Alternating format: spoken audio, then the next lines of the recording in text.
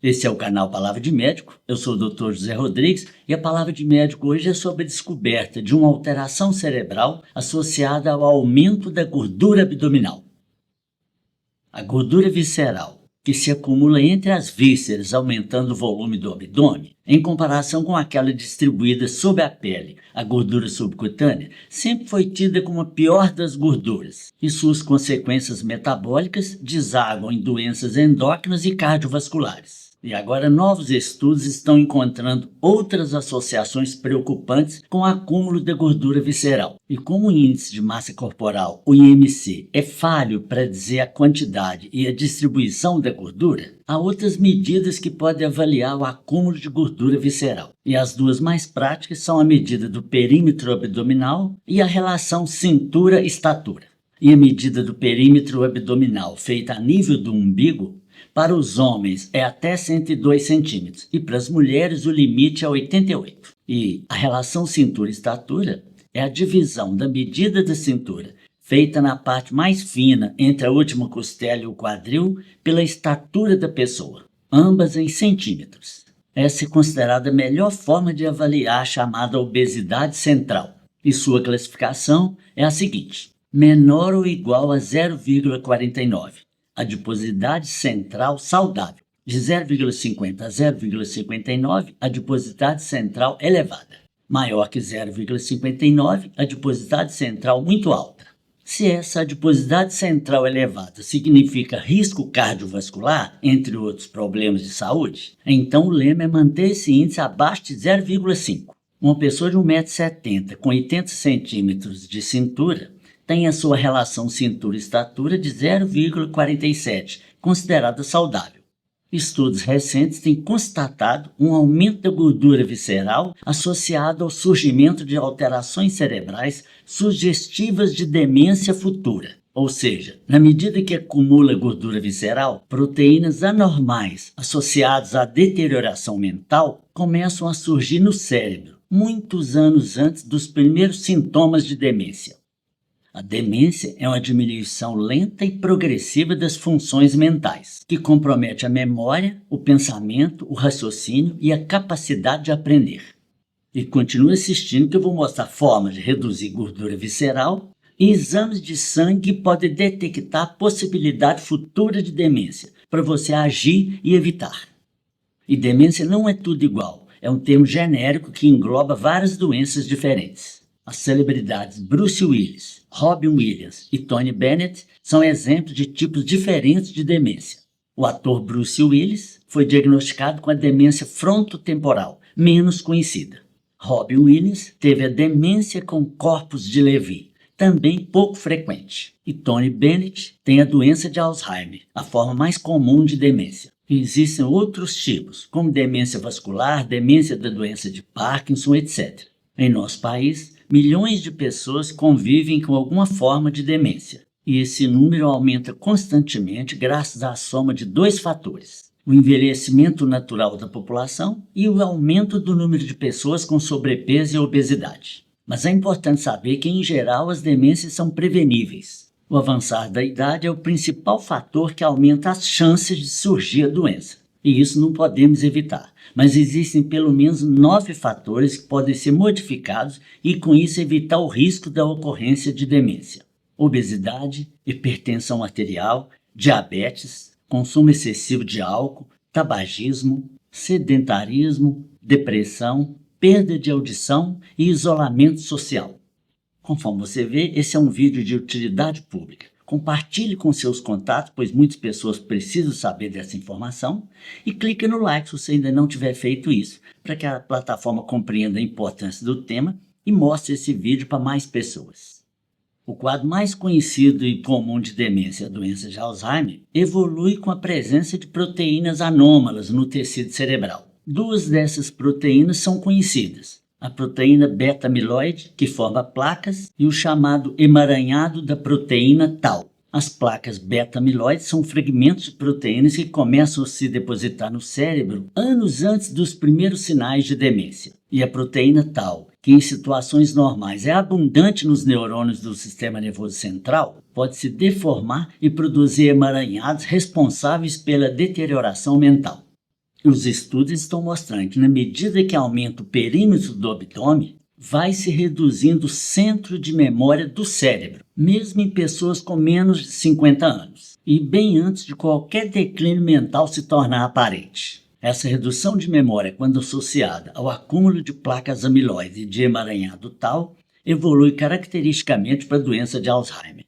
Quanto mais proteínas amiloides e emaranhado tal se acumulam no tecido cerebral, mais doente o cérebro fica. E como os estudos geralmente encontram essa associação entre aumento da obesidade central e declínio mental décadas antes do diagnóstico de demência, direcionar o foco para a redução da gordura abdominal pode ser uma das ferramentas mais poderosas para evitar essa terrível doença. A obesidade é uma epidemia mundial e, segundo a Organização Mundial de Saúde, em 10 anos mais da metade do mundo estará com sobrepeso ou obesidade. É uma grande questão de saúde pública.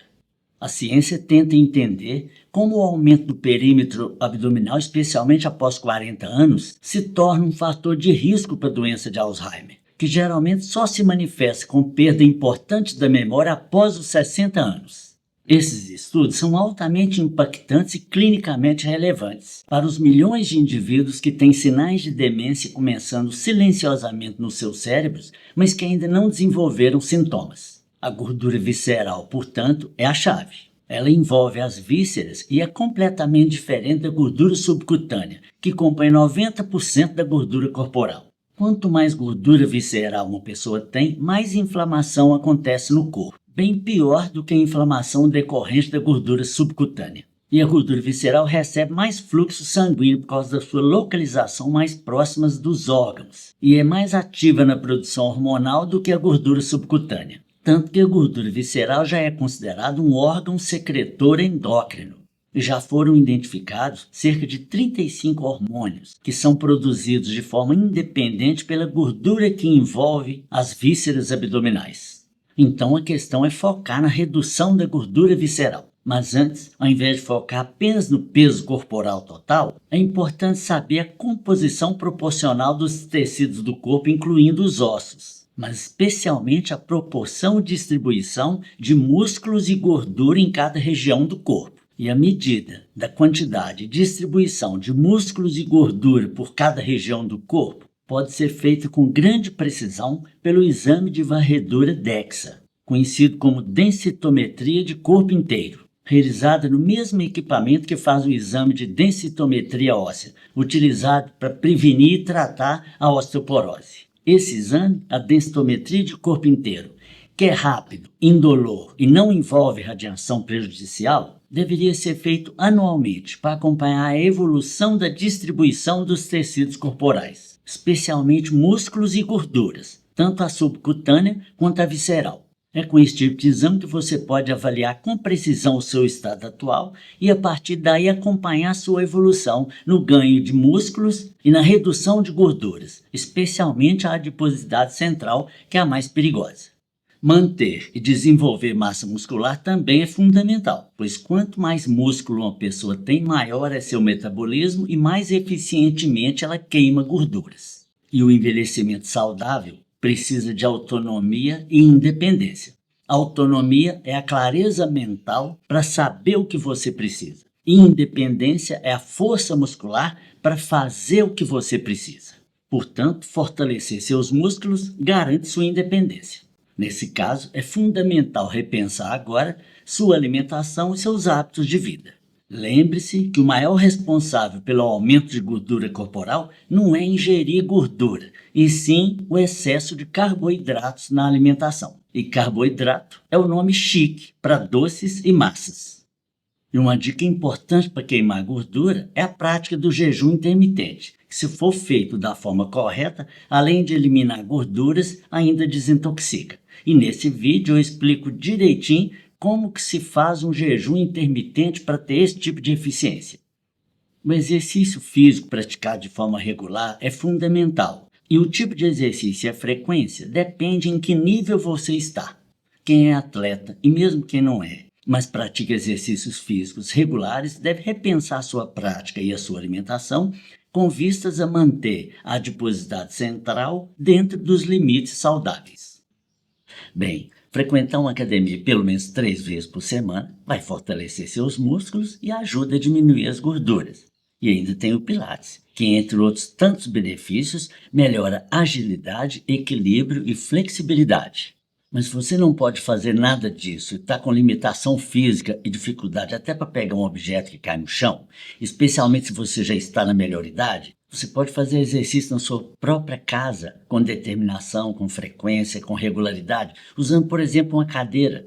Um exercício simples como esse, por mais simplório que pareça, fortalece a musculatura da cintura e dos membros inferiores.